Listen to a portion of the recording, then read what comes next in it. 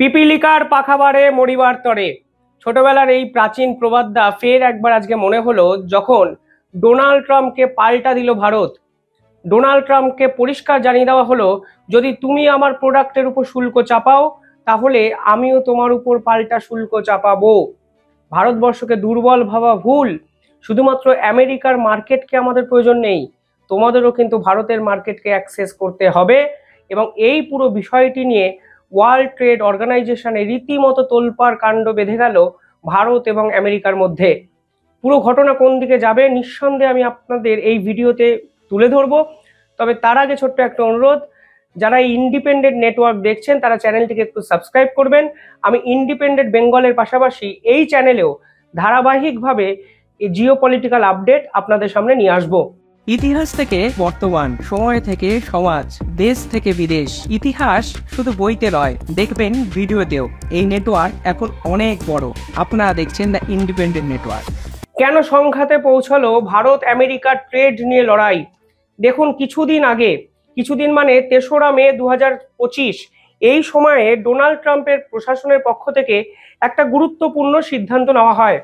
সেখানে বলা হয় ভারতের যত অটোমোবাইল পার্টস আছে, অটোমোবাইল ইন্ডাস্ট্রি রিলেটেড বিভিন্ন যে ব্যবসা বাণিজ্য হয় তাদের উপর আমেরিকা সরকার 25% শুল্ক চাপাবে।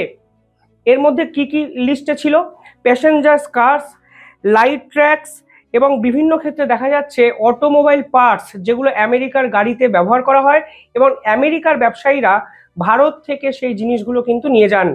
এই অটোমোবাইল সেক্টরের উপর আমেরিকা কাউকে কিছু না জানিয়ে 25% ট্যারিফ মানে শুল্ক চাপিয়ে দেয়। অর্থাৎ যে জিনিসটি আমেরিকায় 10% মানে 10 টাকায় বিক্রি হতো, সেই জিনিসটি বিক্রি করার জন্য অতিরিক্ত 25 টাকা দিতে হবে ভারতের ব্যবসায়ীকে। অর্থাৎ বুঝতেই পারছেন, এতে কিন্তু ভারত ফিনান্সিয়ালি একটা বড় ধাক্কা খেতে চলেছিল। ডোনাল্ড ট্রাম্পের এই সিদ্ধান্ত ওয়ার্ল্ড ট্রেড অর্গানাইজেশন, যারা ইন্টারন্যাশনাল ব্যবসা বাণিজ্য তদারকি করেন, তাদের নিয়ম অনুসারে হয়নি। ভারত প্রথম থেকেই কিন্তু পুরো বিষয়টি বলেছিল। এবার ওয়ার্ল্ড ট্রেড অর্গানাইজেশনে ভারতবর্ষ জানিয়ে দিল, যদি আমেরিকা নিজের সিদ্ধান্ত থেকে পিছিয়ে না আসে তাহলে আমেরিকার প্রোডাক্টের উপর আমরা এই ধরনের ট্যারিফ লাগিয়ে দেব। যা করার ডোনাল্ড ট্রাম্প করে নিন। অর্থাৎ পরিষ্কার সংঘাত।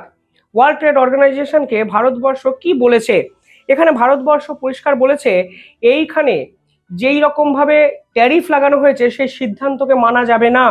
এমনকি এই সিদ্ধান্ত নেওয়ার আগে ডোনাল্ড ট্রাম্প প্রশাসন কোনোভাবে আমাদের সঙ্গে আলোচনা করেনি।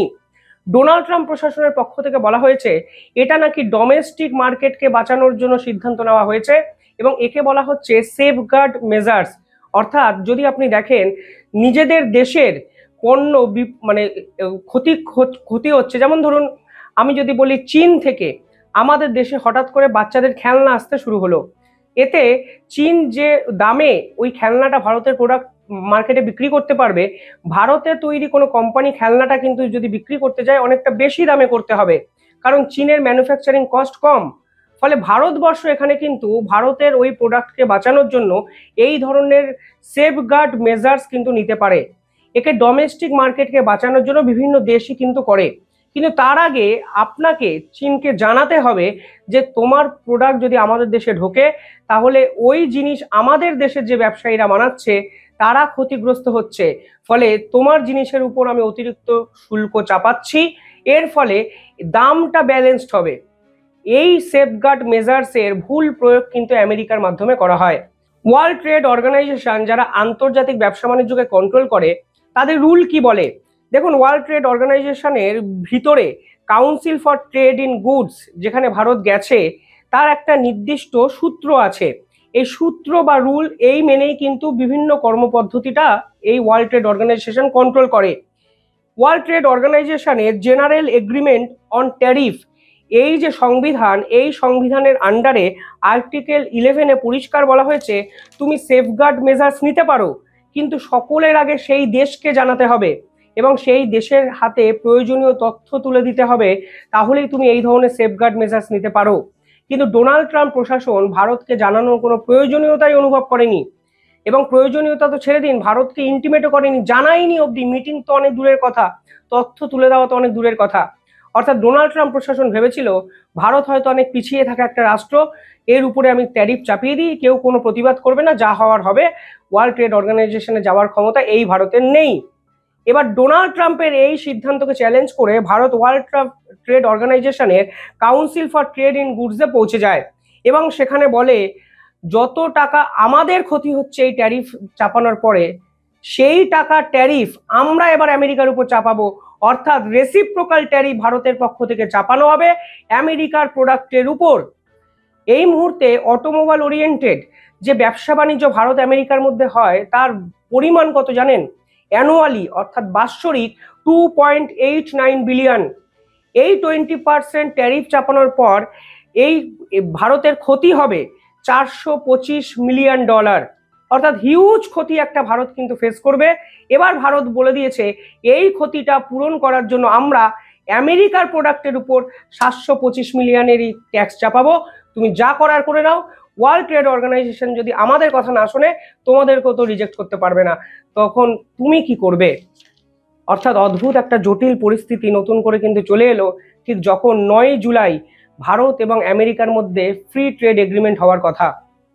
2018-19 সালেও ভারতবর্ষ কিন্তু এই ধরনের একটা কড়া পদক্ষেপ নিয়েছিল। সে সময়ও কিন্তু ক্ষমতায় ছিলেন ডোনাল্ড ট্রাম্প। হঠাৎ করে ট্রাম্প প্রশাসনের পক্ষ থেকে ভারতের অ্যালুমিনিয়াম এবং স্টিল প্রোডাক্টের উপর ট্যারিফ লাগিয়ে দেওয়া হয়। ভারত কিন্তু পাল্টা আমেরিকার 28টা প্রোডাক্টের উপর ট্যারিফ লাগিয়ে দিয়েছিল সে সময়। অর্থাৎ ডোনাল্ড ট্রাম্প প্রথমবার এই জিনিস করছে ভাববেন না। ডোনাল্ড ট্রাম্পের স্বভাব অভ্যাস দুটোই হলো বন্ধুর পিছনে ছুরিটা মারা। উদাহরণ দেখুন ইলন মাস্ক। এই ইলন মাস্ক দিনের পর দিন পলিটিক্যাল বিভিন্ন কর্মসূচিতে ফান্ডিং করে গেছেন ডোনাল্ড ট্রাম্পকে। $240 মিলিয়ন ডোনাল্ড ট্রাম্পকে দিয়েছেন এই ইলন মাস্ক। এখন ডোনাল্ড ট্রাম্প ক্ষমতায় এসে বলেছেন ইলন মাস্ক আপনি সাউথ আফ্রিকায় ফিরে যান। ইলন মাস্ক মনের দুঃখে একটি পার্টি খুলেছেন যে পার্টির নাম দ্য আমেরিকান পার্টি, এবং তিনি বলেছেন ডোনাল্ড ট্রাম্পের বিলকে যে সমর্থন করবে তার বিপক্ষে আমি কিন্তু ক্যান্ডিডেট দেব, যদিও সেই বিল ডোনাল্ড ট্রাম্প পাশ করিয়ে নিয়েছেন দুদিন আগে। কিন্তু আমি যেটা বলতে চাইছি তা হলো বন্ধুর কদর যদি আরো একটি অপর বন্ধু যদি না করে, তাহলে সেটাকে বন্ধুত্ব বলে না, সেটাকে স্বার্থপরতা বলে, যা ডোনাল্ড ট্রাম্প আজকে করলেন। ভারত বলে দিয়েছে এই মুহূর্তে ব্যালেন্স ট্রেড কনসেশনকে মেনটেন করতে হবে। যদি আমাদের $725 মিলিয়ন ক্ষতি হয়, তাহলে তোমাদের মার্কেট থেকে $725 মিলিয়ন ভারত আদায় করবে, না হলে তোমরাও ট্যারিফ চাপাবে না, আমরাও ট্যারিফ চাপাবো না। আমাদের যেমন প্রয়োজন তোমাদেরকে, তোমাদেরও ভারতের মার্কেটকে প্রয়োজন, কারণ ভারতের মার্কেটের জনসংখ্যা হলো 150 কোটি। তোমরা ভারতীয় বাজারে ব্যবসা করবে অথচ তোমরা ভারতের পিছনে ছুরি মারবে, তা ভারত মেনে নেবে না। ভারতবর্ষ ওয়ার্ল্ড ট্রেড অর্গানাইজেশন বলে দিয়েছে আমরা কিছুদিনের মধ্যে লিস্ট দিয়ে দেবো। সে সময় আমরা ঘোষণা করে দেবো আমেরিকার কোন কোন প্রোডাক্টের উপর এবার আমরা শুল্ক চাপাচ্ছি। মনে রাখবেন সেই লিস্ট কিন্তু আবার অদল বদলও হতে পারে, অর্থাৎ প্রোডাক্ট সংখ্যা কিন্তু পরবর্তীকালে বাড়তেও পারে, যা ভারতের পক্ষ থেকে বলা হয়েছে। পরিষ্কার ভারত পাল্টা এই অ্যাকশনটা নেওয়াটা অত্যন্ত ইম্পর্টেন্ট ছিল, কারণ এই মুহূর্তে ভারতের মার্কেট সাইজ তো ছোট নয়। এই মুহূর্তে যদি ভারত ট্রেড মাসেল না দেখায় তাহলে আর কাকে দেখাবে? আন্তর্জাতিক স্তর ডমিনেট করছে আমেরিকা, চায়না, রাশিয়া এবং ভারত। সেখানে তুমি আরো এক প্রভাবশালীর বিপক্ষে এই ধরনের পদক্ষেপ নিচ্ছ, তা তো খুব একটা ভালো বার্তা দিচ্ছে না। তুমি গোটা পৃথিবীর ব্যালেন্সটাকে বিঘ্নিত করে রেখে দিয়েছো।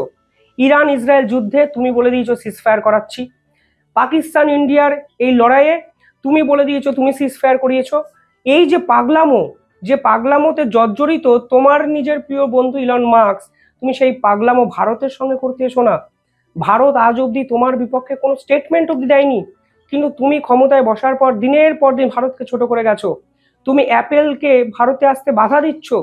তুমি বলছো অ্যাপেল আমেরিকাতে তৈরি করুক আইফোন, ভারতবর্ষে কেন আসবে?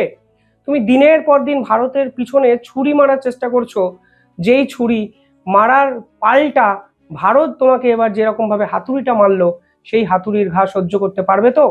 প্রশ্ন কিন্তু থেকে যায়।